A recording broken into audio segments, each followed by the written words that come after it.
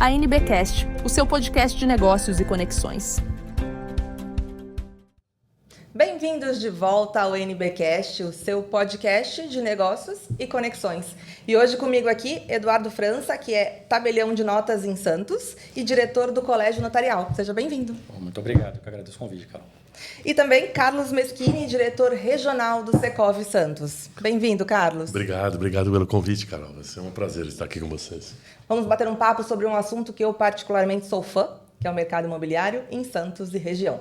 Vamos começar com o Eduardo, que está aqui hoje prestigiando a gente. Edu, conta pra gente, porque eu já sou íntima, né, Edu, afinal de contas, né, Carlos? Conta pra gente qual é a função de um tabelião. Bom, Carol, a função do tabelião é trazer a segurança jurídica para o negócio, né? Tratar a condução da situação de forma imparcial, ou seja, essa é a questão da grande diferença, a questão do advogado, não na questão de conhecimento técnico, que são profissionais que se equivalem, mas o tabelião tem por dever ser imparcial. Então, ele tem que tratar a situação observando todas as questões normativas, não só de legislação em sentido amplo, mas também nas questões de normas de tribunal, as questões internas que a gente conhece como normas de serviço. Até porque o tabelião é advogado, né, por formação. Tem formação jurídica, sim. Normalmente, formação em direito é necessária para fazer, até pela questão de quantidade de informações que a gente tem que analisar. Então, é fundamental. E o que um cartório faz, gente, é uma coisa de louco. A gente não tem ideia das funções que um cartório de notas, especificamente, tem. Sim, a gente tem uma gama de atividades bastante extensa. A gente trata não só das questões imobiliárias, a gente passa por outras áreas também do ramo do direito, inclusive direito internacional, com apostilamento de documentos, mas também trata bastante de questões sucessórias, da parte dos inventários, questão de divórcio e assim por diante. Então, a gente tem uma gama de atividades bastante ampla. Questões extrajudiciais que hoje em dia estão super em voga também, né? Sim, bastante. Então, essa questão de todos esses atos que antigamente, especialmente no caso do inventário como exemplo, eram tratados apenas no judiciário, com o advento da lei do ano de 2007, a 11.441, essa situação passou a ser opcional para as partes também tratarem no extrajudicial. E os cartórios têm conseguido responder bem para a sociedade, trazendo uma dinâmica muito maior e um custo, inclusive, menor para a conclusão desses atos. E rapidez, né? Celeridade. Sim, bastante célere. A gente tem situações em que tivemos inventários lá de casos concretos, entre a pessoa entrar com o pedido para a gente realizar o inventário e a gente tratar da parte de registro na matrícula do imóvel em 20 dias. Meu Deus. Então, a gente tem essas condições aí de fazer quando a documentação já está ok, não tem uma questão prévia a ser sanada, nada a ser saneado, a gente consegue ser bastante célere. E o Carlos, que está aqui com a gente também, meu conhecido de pouco tempo, porque senão vou falar muito, né? Porque senão vai ficar ruim para a gente. Diretor do Secov, que é um sindicato que eu quero que você explique para quem está assistindo qual é a função do Secov. É muito interessante, o Secov vai fazer 80 anos esse ano, Carol. O Secov é o sindicato da habitação, né? Só que ele engloba a administração de condomínio, locação, então ele tem um nome nele um pouco complexo. Então o pessoal botou sindicato da habitação, mas é sindicato de compra e venda de imóvel, locação e administração. E, na verdade, o setor imobiliário, num todo, ele é resumido em 3 pilares. Então você tem o Siduscom, que é o maior sindicato que tem, que é da obra, então vai empreiteira e a parte toda de construção. E tem o Secov, que cuida da parte de incorporação, que é toda a administração financeira da obra, e mais a parte de venda, que são as imobiliárias. E a associação, que aqui no caso nosso é a Secob, que é a Associação dos Construtores da Baixada Santista, que faz o pilar local.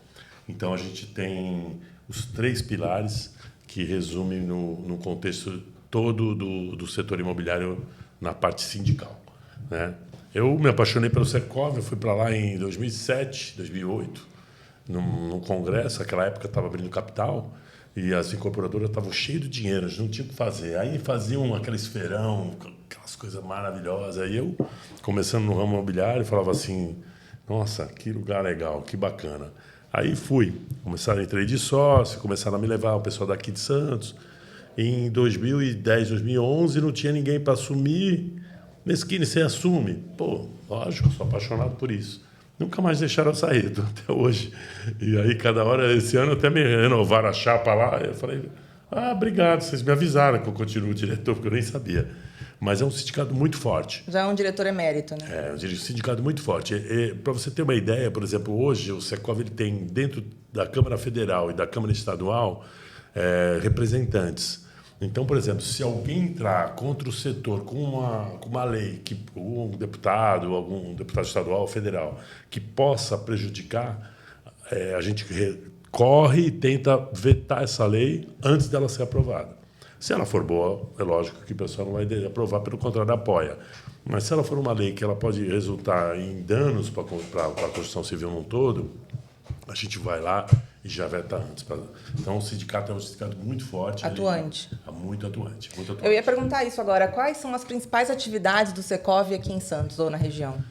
Pesquisa, muita pesquisa de mercado, muito curso. A gente tem a Universidade Secov, que faz 25 anos agora, esse ano também. Ela tem todos os cursos que você pode imaginar, tanto na parte de imobiliária, quanto de locação, de administração e de incorporação, que é a coisa mais complicada que tem na área jurídica também. Né? A gente pega muita coisa na área jurídica. Então, por exemplo, administração de condomínio. Eu quero abrir uma administradora. O Secov te dá toda a condição, todo o treinamento, todo o preparo para você abrir uma administradora. E informações no gerais. Né? A gente dá 5 palestras por ano, gratuita, todas do mercado. E a gente trabalha muito com informação, né? Sempre informando o setor e preparando para todos aqueles sócios e os que, às vezes, os que não são sócios, mas que são do setor imobiliário também. E isso que eu ia perguntar, precisa se associar para ter acesso ao Secov ou não? Não precisa, mas o sócio tem mais vantagens, né? O sócio tem mais descontos nos cursos, recebe informação direta, tem uma participação mais direta tanto nas palestras quanto na nossa regional, que é aqui em Santos, né? Então, quem é sócio tem muita vantagem. E o custo é barato, não passa R$200 para uma empresa pequena, né? Então, vale a pena. Quem tem uma imobiliária ou uma incorporadora ou uma administradora de condomínio, vale a pena entrar de sócio, que o Secov dá um respaldo bacana. Eduardo, ainda falando sobre a função do Secov, você também é diretor do Colégio Notarial. O que é? Qual é a função?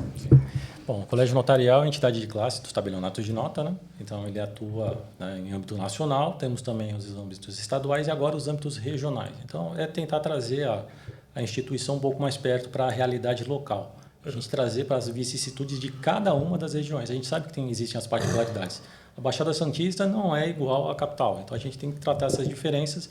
E aí o Colégio Notarial criou essas regionais para a gente poder atuar de uma forma que atenda mais personalizada aí cada uma das regiões e os tabelionatos da região. Houve um provimento novo para os cartórios, né, de notas, principalmente, sobre a conta notarial. Sim. O que é essa conta? Bom, vamos lá, Carol. A conta notarial, se a gente fizer um paralelo, em inglês é a conta scroll, né, que é bem conhecida. Então, como ela funciona? O tabelião de notas ele vai acabar sendo um intermediador dessa situação também agora pelo viés financeiro. Não só pela questão jurídica, ele também vai ficar responsável para verificar o implemento das condições e então fazer a liberação dos valores para as partes. E ela pode ser utilizada em qualquer tipo de negociação, não só vinculada à escritura pública. Pode também ser para qualquer área, tá? Compra de carro ou algumas outras condições que as pessoas tenham ali envolvidas e queiram tratar. O tabelião vai fazer a verificação dos implementos da condição e, estando tudo de acordo, ele vai autorizar que esse valor seja transmitido para aquele que está fazendo a venda. Se, eventualmente, algum dos pontos não for cumprido, é dever do tabelião falar que, olha, as condições não foram implementadas e esse dinheiro retorna, então, para quem estava com interesse de comprar. Então, trazendo também mais segurança jurídica, evitando essas questões que, infelizmente, se propagam hoje muito dos golpes. Então, é um mecanismo aí de segurança para as partes. A conta notarial nada tem a ver com o e-notariado? Não. É uma ferramenta que está dentro do sistema do e-notariado. O e-notariado é a plataforma oficial, é a única possível que os cartórios podem utilizar para os atos eletrônicos. Ele começou no ano de provimento 100 de 2020, né, na época da pandemia, como a gente não podia se deslocar, os atos também não podiam parar, então iniciou-se o e-notariado. Então os atos passaram a ser realizados de forma eletrônica. E desde então o sistema vem se desenvolvendo, ganhando cada vez mais recursos e a conta notarial é um desses mais recentes que veio agora para compor esse ecossistema. Há quanto tempo ela está já disponível? A conta notarial está disponível desde o ano passado com a regulamentação do CNTJ. Tá? A partir do provimento 197, se a memória não me trai, foi regulamentada agora em esfera administrativa a conta notarial e ela vem sendo utilizada mais ou menos a partir de maio do ano passado. pouco utilizada ainda? Pouco. Ela ainda está numa fase um pouco mais embrionária, não tem tanta divulgação, mas tem ganhado cada vez mais a simpatia das pessoas, especialmente pela essa questão de segurança que ela consegue conferir. Carlos, qual é a visão do Secov e sua, enquanto diretor à frente do sindicato, sobre o mercado imobiliário em Santos e região? Muito interessante, Carlos. Essa pergunta que é uma mais respondida. A gente, hoje, o Secov ele faz uma pesquisa em 4 municípios. A gente conseguiu o município 5º, que é a Bertioga agora. Então, a gente faz Praia Grande, São Vicente, Santos, Guarujá, e agora a Bertioga vai entrar na pesquisa. O que essa pesquisa representa? A gente faz uma pesquisa de 3 em 3 meses, movimentando todo o mercado. O mercado regional aqui da Baixada Santista, ele movimenta em torno de 4.000 unidades por ano, mais ou menos. E ele hoje tem um estoque aí em torno de 2.000, 2.500 unidades. Então, a gente tem aí 2.000 unidades vendidas nesses 5 municípios por ano. Bertioga vem forte por causa de São Lourenço, né? A Riviera de São Lourenço puxa os preços lá para cima, tem imóvel lá custando R$80 mil o metro quadrado. E a gente... É uma coisa surreal, mas é. É surreal. É uma coisa... Imóvel de frente para o mar na Riviera é uma coisa que a gente precisou entrar... O Secov precisou entrar com as pesquisas. A Baixada vai muito bem, obrigado, no setor imobiliário. É um setor que, às vezes, quando ele dá uma parada, ele entra em módulo cruzeiro, que a gente fala, né? E aí ele volta a dar uma subidinha de novo. Então, ele vem nesse módulo cruzeiro nos últimos anos, que a gente fala que é o ideal para o mercado imobiliário. Os preços em Santos são altos, é o preço mais alto do estado de São Paulo todo. Inclusive aluguel também, né? Aluguel também. Em termos de metro quadrado hoje, a gente está com um metro quadrado em torno de R$10.300 o metro quadrado na média de Santos. Para ter uma ideia, depois vem Praia Grande com 8 mil, e aí vem Campinas com 7, 8. É uma coisa assim muito, muito acima o valor de metro quadrado dos outros municípios. Eu ia perguntar quais tendências recentes ou lançamentos impactaram no aumento do preço por metro quadrado. Então, o que impacta muito é realmente o termo fundação, né? Para a gente fazer um prédio hoje de 25 andares, a gente desce 7, em termos de concreto, em termos de fundação.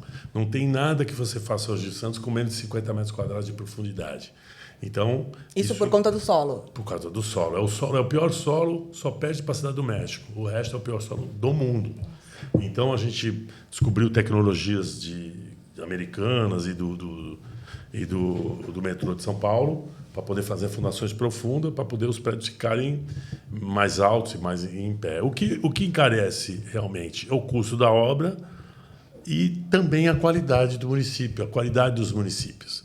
O que aconteceu? A Imigrantes virou uma marginal. Então, e com esse negócio de home office, a pessoa fica morando um pouco em São Paulo, um pouco aqui. A gente tem hoje um impacto de 25% a 30% dos prédios vendidos para a Grande São Paulo. Deve subir. Deve chegar aí em torno de 40% para os próximos anos. E aí você tem uma população flutuante, tanto em Santos e em Praia Grande, principalmente, porque são moradores que são de São Paulo, da Grande São Paulo, mas eles moram aqui também. Votam lá. Então, o município de Santos não cresce, é 450 mil habitantes, e São Praia Grande cresce um pouco mais, 320, 340 mil, mas, na verdade, a gente tem 1 milhão e meio de habitantes aqui. É uma população flutuante. Flutuante. São 38% de população flutuante, com uma tendência a aumentar. E essa demanda impacta no aumento do metro quadrado. Impacta, porque o pessoal faz um prédio hoje, tem uma tendência também que são a altura, né? Aqui os prédios têm ficado mais altos, a gente já tem prédios perspectiva de 60 andares, a gente tem agora com 45, com quase 200 metros de altura. E um apartamento lá no alto é vendido pelo dobro do preço do que ele vende embaixo. Então, isso impacta também, né? Porque, lógico, tem mais tecnologia, tem mais custo, mas viabiliza, né? Então, a gente tem uma qualidade de obra, uma qualidade de moradia, né? Que você está aqui com uma segurança. Santos é seguro. Então, quem está em São Paulo não consegue passear com o celular na rua, não consegue ficar na rua muito tarde, tem medo de tudo. Em Santos, não. Você vai andar na praia, você vai... um roubinho ali de correntinha, uma coisinha ali de celular, bem pouca, com as câmeras e com todo o policiamento que a gente ainda tem. Santos é muito seguro. Então, a pessoa prefere ficar morando aqui e ela sobe para trabalhar lá e ela volta para cá mais rápido do que se ela estivesse morando em qualquer... Na Zona Sul e fosse para a Zona Norte, Exatamente, né? Mais ou menos, daí, muito mais. Então, isso vem aumentando, vem qualificando, né? E os prédios vão indo. A gente tem aí, na Ponta da Praia, lá, um bairro que vem crescendo, crescendo, crescendo, e vai continuar crescendo assustadoramente, né? Crescendo verticalmente, porque as casas da Ponta da Praia estão sumindo e os prédios estão crescendo num Santos é a ritmo cidade aceleradíssimo. mais verticalizada do Brasil. Ela é mais verticalizada que o Balneário Camboriú.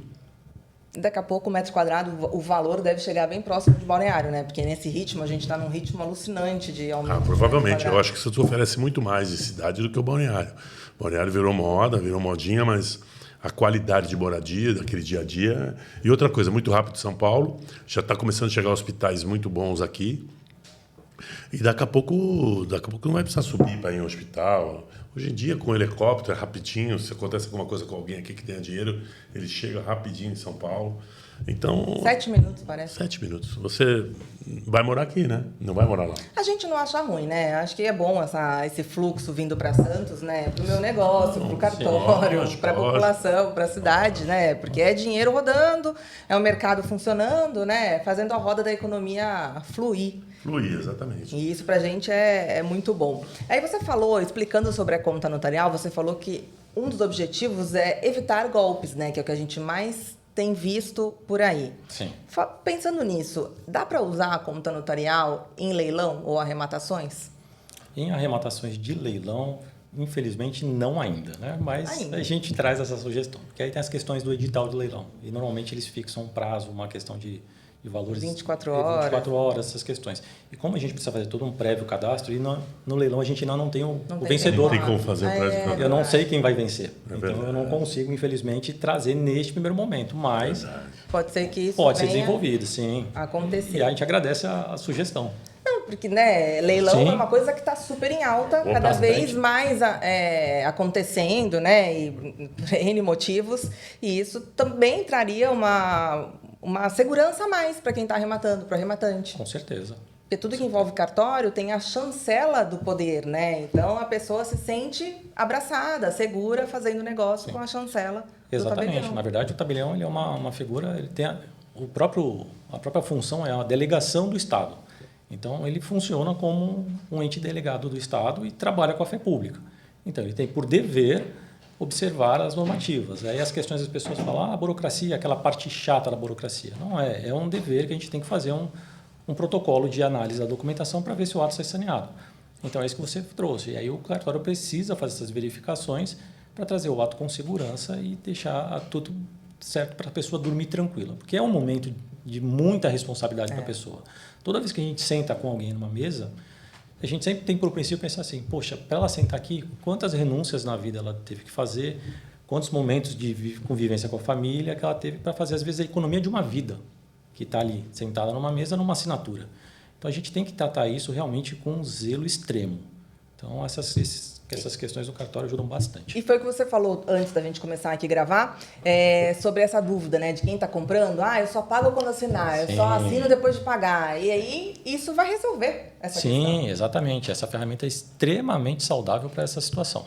Então, a gente convive com isso com certa frequência. A pessoa chega, o vendedor fala, eu só assino quando ele pagar. O comprador, só pago quando ele assinar. E a gente fica... Fica um impasse. Fica. Então, a conta notarial vem para realmente trazer uma solução para essa situação. Porque o valor, na verdade, já está sob custódia de uma instituição financeira.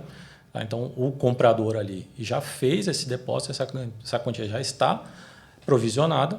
E, a partir do momento que o implemento das condições acontecerem, o tabelião de nota vai fazer essa certificação, vai autorizar, a instituição financeira vai fazer o pagamento para o vendedor. Tá? Sem questão, não corre risco, não vai ter nenhum tipo de problema, porque toda essa etapa prévia de certificação a gente vai fazer. Quanto tempo dura mais ou menos essa etapa? Até a liberação do dinheiro? A liberação do dinheiro pode chegar no mesmo dia, tá? Até R$250 mil. Se a negociação se encerrar até as 15 horas, o pagamento é no mesmo dia. É rápido. Rápido. E se não conseguir esse horário ou o valor superior, no dia seguinte. Primeiro dia útil seguinte. Então, não tem demora. Nossa, é muito rápido. Agora, ainda falando sobre as funções que o cartório tem na vida cotidiana, e aí está o serviço, a utilidade pública também, existe um instrumento que já se usa muito no direito e na justiça, que é a ata notarial. Sim. Mas para que serve a ata notarial no dia a dia, no corriqueiro da pessoa? Bom, a ata notarial, na verdade, ela serve para todas as condições que a pessoa tiver, que ela quiser constatar uma situação, trazer aquilo para uma realidade, certificado novamente por um agente imparcial para qualquer situação. Então, olha, eu recebi um imóvel que estava alocado, ele veio degradado. Então, eu entreguei um imóvel impecável e, infelizmente, recebi ele numa condição que não me permite trazê-lo novamente ao mercado. Leva o tabelião, ele vai fazer a vistoria em loco, vai fazer toda essa análise, vai circunstanciar isso de forma objetiva. O tabelião vai? Vai. Você não precisa levar as fotos do imóvel? Não, o tabelião tem que ir para fazer a certificação da condição que o imóvel está. E aí apresenta essas questões para a parte. Isso, no exemplo, no imóvel. A gente pode tratar também da ata notarial, dependendo da situação, para uso capião. Então, fazer as condições, verificar as condições da questão da prescrição aquisitiva, que é tecnicamente falando que vem a ser a uso capião. E isso depois tem o desenvolvimento também na etapa de registro de imóveis. Mas é a questão sempre de visita em loco, fazer essas constatações. Pode ser feito para outras finalidades também, uma conversa de WhatsApp. Não, ia falar isso agora. Sobre fraude, golpe que a pessoa recebe no WhatsApp? Sim, isso pode ser utilizada também. Tá? E além da ata notarial, a gente também tem uma ferramenta mais recente, tá? Que trata também das questões de prints de tela, mas certificados pelo sistema também do e-notariado. Então, é mais uma ferramenta que a gente tem em mãos aí para fazer umas autenticações e certificar de que realmente aquela imagem não sofreu nenhuma edição. E como vai ser feito isso? Não vai precisar mais da ata? A ata, só através do um notariado? substitui o outro. Isso, um não substitui o outro. A ata notarial, o tabelião vai, se desloca e faz a conferência da documentação. Mas na questão dos prints, por exemplo? Sim, tela. Isso a pessoa pode fazer diretamente, mas ela vai ter que acessar o sistema do e-notariado. Na frente do tabelião? Não, aí é online. Aí ela pode fazer 24 horas por dia disponível. Ela vai poder fazer, ela vai se certificar. Por intermédio da plataforma do e-notariado, ela vai fazer o log dentro do sistema, da conta que ela tiver, seja no WhatsApp, no Instagram, numa rede social que ela tiver, e ali vai verificar. E ele vai fazer o equivalente a uma cópia autenticada. E esse documento tem um prazo de validade, que são 5 anos, ficam disponíveis para a pessoa. Após isso, não há manutenção dentro do sistema, por se tratar de um ato que a gente chama de extraprotocolar. Não ficam arquivados nos livros do cartório. Já a ata notarial, não. É um ato protocolar. Então, ela é perene, é eterna. Enquanto tiver o cartório, o acervo estiver lá, ela existe, vai permanecer e a qualquer momento a pessoa pode pedir. E é muito bom ver essa crescente da função do cartório, ficando mais próximo da sociedade, trazendo soluções para o dia a dia das pessoas, né, com a fé pública. Essas demandas partem do cartório, partem do tabelião, da necessidade do público, ou vêm de outra instituição? Não, partem especialmente das entidades de classe. Tá? No caso do Colégio Notarial, que é o tabelionato de notas, a gente acompanha, obviamente, os tabeliões estão presentes, estão sempre ali junto aos cartórios e começam a ver as questões que a sociedade demanda. Então, a gente começa a tratar dessas questões, só que para se chegar numa atuação efetiva de prática, a gente precisa passar por todo o trâmite legislativo. Então, isso às vezes leva um pouco mais de tempo, porque o sistema precisa maturar a situação. Então, essa questão precisa ser discutida, precisa ser analisada por diversos segmentos da sociedade, então a gente chegar e depois efetivamente a ter esse produto para poder utilizar e atender o anseio da sociedade. Você falou antes aqui sobre questões extrajudiciais e sobre uso capião, Sim. Que era um processo super moroso, super dificultoso, né, através do judiciário, e agora Sim. Ele pode ser feito quando existem os requisitos, né, preenchidos. Exatamente. No cartório. Exatamente. Como funciona? Tá. Então, na verdade, ele se desenvolve em 2 etapas. Temos a etapa inicial, feita com a reunião de documentação e a verificação dos elementos da uso capião mediante uma ata notarial. Eu não tenho a questão de alternativa de instrumentos. Eu tenho que fazer a verificação da ata notarial, o tabelião vai verificar, vai se certificar no local, vai fazer visita, vai ver se o imóvel realmente tem aquele perímetro, essas questões todas, vai verificar se aquele que pleiteia uso capião realmente ele se comportou como dono por todo o período necessário que a legislação exige, vai lavrar uma ata notarial apresentando todas essas circunstâncias e aí o advogado, munido desse documento e de outros que ele entender conveniente ao ato, vai dar ingresso no pedido de uso capião junto ao registro de imóveis competente. E aí ele vai se desenvolver internamente dentro do registro de imóveis, essas demais etapas, e o registrador estando convencido de que realmente todos os requisitos são preenchidos, a pessoa vai ter a uso capião do imóvel. Então, com isso, a gente exclui a necessidade de uma decisão judicial. Exatamente. Tá? Então, o judiciário, nesse caso, como não há um conflito, há um consenso, não é necessário também a gente movimentar toda essa máquina do judiciário para isso. A gente desafoga, né, o sistema. Exatamente. A gente desafoga o sistema e isso também é saudável para a parte, que consegue resolver mais rapidamente. E aqueles casos em que o juiz realmente precisa ser demandado a tomar uma decisão, quando não há um conflito, ele vai conseguir também agir de forma mais ágil. Então, o Estado consegue ser mais eficaz para a população nas duas frentes. Normalmente a gente acha, né, popularmente falando, que o tabelião de notas ou o cartório de notas está lá para reconhecer firma, né, e autenticar tá lá cópias. Só para bater um carimbo. É um trabalho mecânico, basicamente. Isso. Aquela estrutura inteira, incrível, toda o entendimento, o estudo do tabelião que está lá, né, em função disso 100% do tempo para bater um carimbo, e não é isso. Não, muito pelo contrário. O carimbo é só uma finalização daquela questão. Tem toda uma análise jurídica feita por trás de cada ato que o cartório pratica. Seja uma simples cópia autenticada, até um ato de maior solenidade que tiver dentro do cartório, por exemplo, um testamento. Então, todos eles passam por uma análise jurídica bastante rigorosa.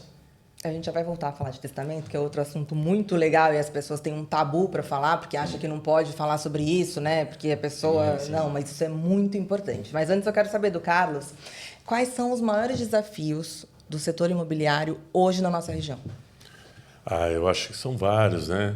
O grande desafio é o custo, né? É a gente conseguir fazer um empreendimento que ele tenha um baixo custo, um preço justo e consiga realizar uma venda que consiga terminar ele. Eu vou explicar.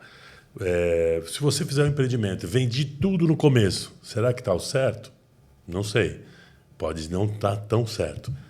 Não vendi nada. Será que está certo? Vou vender depois? Talvez não.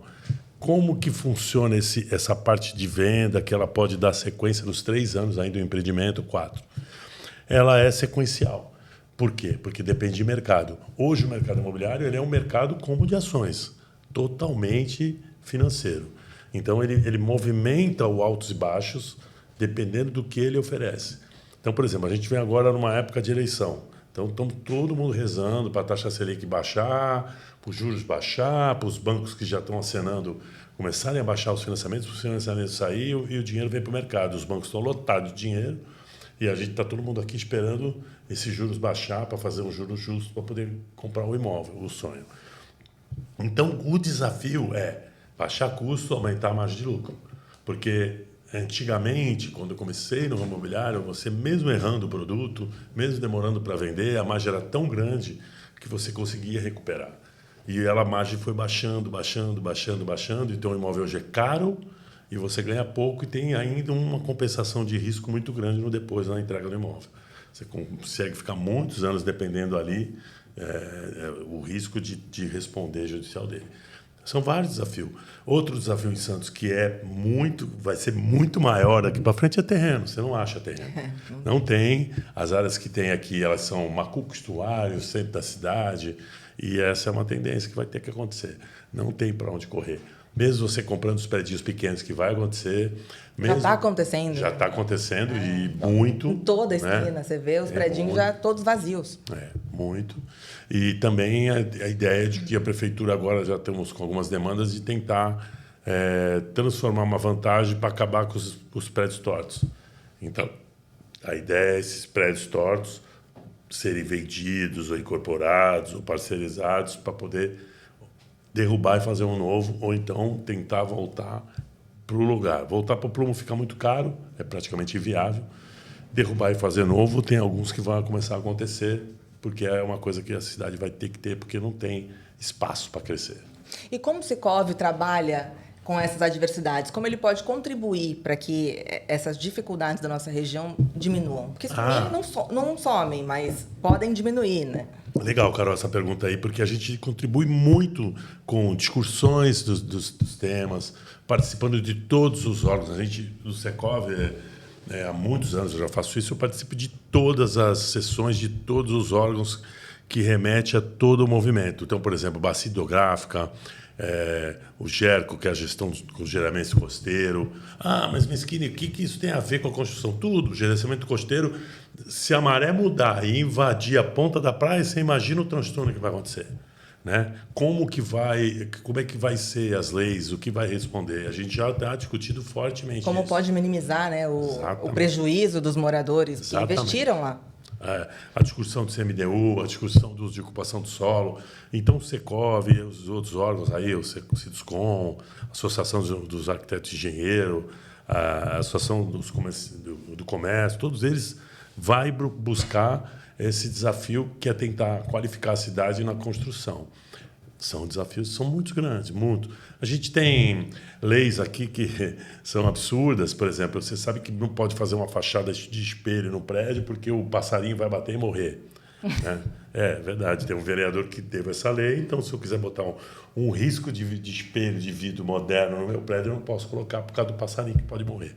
E daí vai para frente. Né? Então a gente tem muita coisa para arrumar ainda na construção, para tentar diminuir preço ou manter o preço com uma qualidade maior. Fora as tendências, né? E o Secov mantém um diálogo com a prefeitura, com outras instituições, para que todo mundo trabalhe em prol do mesmo objetivo? Sim, sim. Diálogo constante. A gente sempre faz vários eventos, participa de todos eles, está sempre em contato com os vereadores, com o prefeito, com os secretários, sempre participando junto com a Secov, com o Ciduscom, que são os órgãos que também estão junto com a gente para poder fortalecer e em pró da cidade também, não só da nossa vantagem, não é a vantagem financeira, é uma vantagem de qualidade de moradia, uma vantagem da gente ter um resultado que todo mundo fique feliz. Exatamente. Ninguém quer vender apartamento caro, né? A gente quer vender apartamento. E essa discussão que eu falei de como você vai vender, vender tudo vale, não vender tudo não vale, ela é muito, muito complexa. Para alguns, vale a pena vender lentamente, para outros, vale a pena vender tudo de uma vez e para outros, vale a pena vender depois. A gente tem um estoque bem alto de apartamentos à venda aqui em Santos. E eu tenho visto relançamentos. Coisa que nunca foi habitual na nossa região. Né? Não era habitual porque os portugueses gostam de PTU. Né? Então, a portuguesada construía, ficava lá metade do prédio, deixa aí. É meu, tá pago, vou vender depois. E isso ia construir. Então, realmente, se a gente pegar a minha pesquisa do Secov, que ela deve sair daqui a um mês, e eu vou mostrar lá, tenho 2.000, 2.500 imóveis em Santos para vender hoje, que é um estoque relativamente baixo, perto do que está sendo colocado no mercado. Você vê na ponta da praia o que tem de imóvel sendo feito. A gente ainda tem um estoque baixo. Ele não é previsível. Tá? Ele tem muita coisa que ainda não entra nessa pesquisa. Muita. E os imóveis de locação, Carol, também tem um assunto interessante. Eles têm subido muito. O valor da locação tem ficado muito mais alto. Muito mais alto. E não tem imóvel para alocar. Bom. É verdade, não tem mesmo. Você acha muita porcaria pelo um preço extraordinário. Exatamente. E a porcaria vai ficar, porque não vale o preço que estão pedindo. Mas o bom não tem no mercado. Não tem. E, assim, fica caro. Então, você vê aí jogador de futebol pagando 30, 40, 50 mil reais uma locação. 60. Um apartamento de luxo, 60. Eu já vi. Vamos falar do testamento? Vamos. Que é um tabu. Nossa. Mas um tabu que tem que ser desmistificado, porque o testamento é um instrumento muito útil. Sim, Aliás, só para pegar uma deixa. Claro. O cartório faz divórcio também. Faz. Divórcio, testamento, inventário. Inventário, doação, o que vocês precisarem. Caramba. O cartório E consegue atender ninguém suas conhece as funções do cartório de notas. Exatamente. Eu acabei aqui, antes de começar, de falar para o Mael, nosso amigo aqui, o que era um tabelião e para que serve um cartório de notas. Porque a gente não sabe. Não sabe. A maioria da população não sabe. Então, é muito esclarecedor a gente trazer esses assuntos aqui. Sim, cara. E tem a questão também que a gente fala, cartório, as pessoas sempre pensam na mesma questão. Cartório, é tudo igual. Não, cartório não é tudo igual. Tá? Então, a gente tem, vou trazer um paralelo com a medicina. A gente tem um médico especialista, tem o cardiologista, temos o ortopedista, assim por diante. Os cartórios também têm as suas especialidades. O tabelionato de notas atua ali diretamente com o público. Então, a gente até brinca na situação, fala assim, que é o cartório quente, porque ele lida com as pessoas. Então, ele trata diretamente com o ser humano, a gente identifica o que a pessoa precisa e traz aquilo para um instrumento jurídico que lhe dê todo o respaldo necessário. Temos alguns cartórios que trabalham mais com parte documental. Então, pelo paralelo de uma brincadeira, sem qualquer falta de respeito, exatamente, que aí a gente fala que é o cartório frio, que ele trata com a parte documental, ele não lida diretamente com as pessoas. Então, e cada um tem a sua especialidade. Então, o tabelionato de notas não pode praticar, por exemplo, um ato de nascimento. Ele fica adstrito às questões da parte de direito de contratos. Já o registro civil faz nascimento, casamento, óbito, assim por diante. E o registro de imóveis, o protesto e outras especialidades. E o testamento?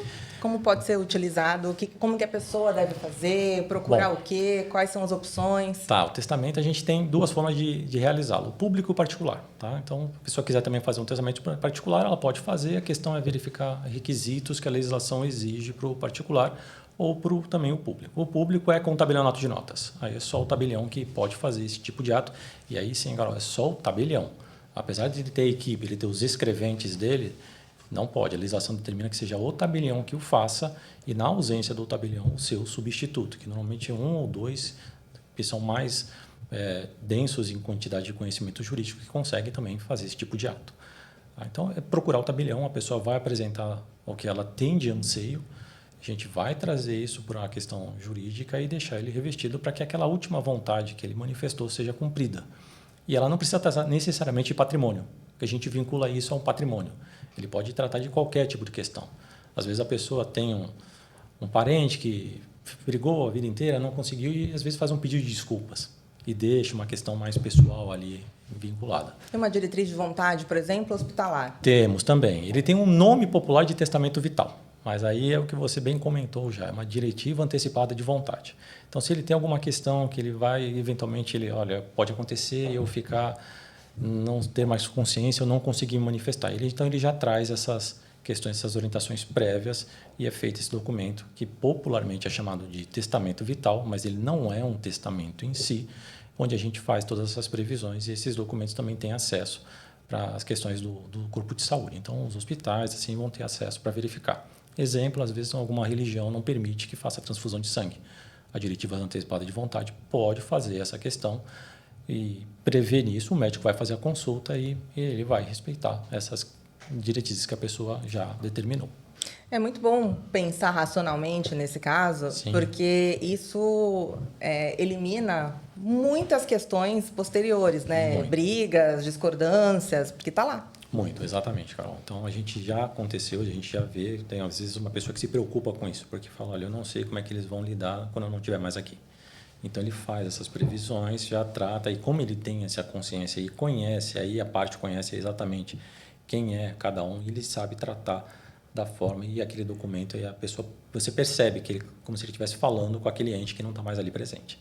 E realmente o testamento é extremamente eficaz para essas finalidades. Tem uma função social, né? Então, o cartório tem uma função social relevante. Sim, bastante relevante. Tá? Então, na verdade, ali o cartório está envolvido com a segurança jurídica. Tá? Essas questões da escritura, ela é o embrulho dessa segurança jurídica que a gente traz.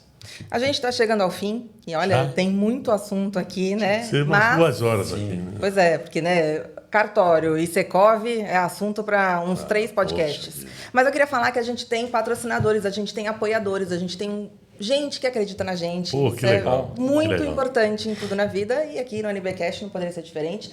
Então eu quero agradecer aqui Bora de Flipping, que está aqui embaixo, o @, para vocês seguirem lá no Instagram e conhecer mais um pouquinho.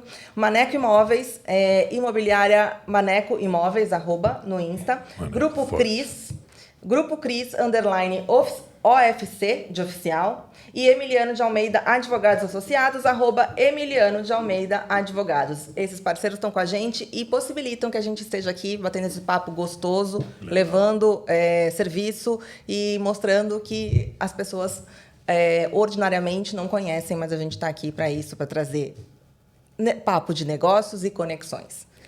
Edu, quero que você deixe aqui para a gente um agradecimento ou uma nota final sobre a sua participação aqui, Carol, sobre o que a gente conversou. Agradecer, tá, em nome não só do tabelionato, do 4º Tabelião, que é onde eu sou o titular, mas também de todos os cartórios aqui da Baixada Santista, em nome do Colégio Notarial, ao espaço que nos é dado para a gente realmente desmistificar o que vem a ser o cartório. Agradecer aqui o Carlos também, um papo interessantíssimo, e se deixar a gente fica aqui conversando por horas e horas. Tá? Então, obrigado a todos os patrocinadores que nos possibilitam também essa oportunidade. E sempre que a população precisar, procure o tabelião de confiança. Tá? Ele vai ter uma consultoria ali que realmente vai buscar zelar por ele. Então, fica a recomendação para todos. É isso. Seja sempre muito bem-vindo. Volte quando quiser. Obrigado. Carlos. Poxa vida, muito legal. Acabou rápido, né? Muito. É tão gostoso quando é rápido. Eu achei que ia ficar umas 2 horas aqui, viu? Temos assunto. Mas eu agradeço muito, fico à disposição de voltar sempre, que eu gosto muito desse papo. Eu acho muito legal o podcast. Eu acho que fica uma coisa informal, fica uma coisa gostosa. Você vai soltando as coisas naturalmente, e os assuntos são bem importantes, né? O pessoal não dá muito valor, só fala da construção civil em termos de transtorno, da obra, de transtorno, de ter muitos prédios, mas ninguém sabe o que isso retorna para a cidade. Você tem uma ideia, para ter uma ideia rapidinho, um terreno que você paga um IPTU de 1.000, se ele se transforma para muitos mil quando ele tem vários apartamentos. Muitos milhões. Então isso a cidade de Santos tem. Fora todo o emprego que gera, e direto todo e o emprego indireto. que gera. É emprego na veia, né? E não emprego só na fase veia. de construção, né? Também tem o pós-construção. Tem o pós-construção. Nós temos os moradores, todos os serviços que são Exatamente, todos os prestados. arquitetos, Então, engenharia, enfim. É a roda da economia. É a roda da economia. Que a gente não pode parar. Muito legal. Obrigado aí pela participação, Carol. Poxa vida. Não, volte sempre, porque é um assunto muito útil. A gente precisa falar sobre isso. Muito. Né? Então, eu estou muito feliz com a participação de vocês aqui. E você aí do outro lado, que acompanhou a gente, que está com a gente sempre aqui nos episódios, continuem, porque terão episódios incríveis nas próximas semanas. Então, eu espero você. Até lá. A NBcast, o seu podcast de negócios e conexões.